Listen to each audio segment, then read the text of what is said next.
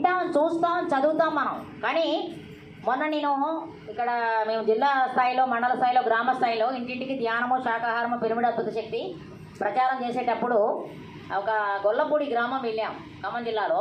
ఆయన గారు భగవద్గీత 100 సార్లు రాశారంట, చదవడం కాదు, భగవద్గీత 100 సార్లు రాశారంట. ఎన్ని బుక్స్ ఉన్నాయంట, 100 సార్లు రాస్తే 700 శ్లోకం 100 సార్లు రాయడం అనేది గ్రేట్ విషయం. ఒకసారి క్లాప్స్ కొడదాం. ఆయన రంగా శ్రీను గారు, ఆయన మామూలు విషయం కాదు.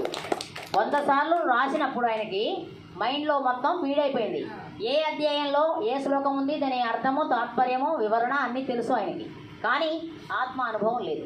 నేను వెళ్ళి పాంప్లెట్ ఇచ్చి ధ్యానం చేయించా. ఒక్క 10 నిమిషాలే కూర్చోబెడితే ఆ 10 నిమిషాలలో ఆయన పరాకాష్ఠ స్థితిలో ఉన్నాడు.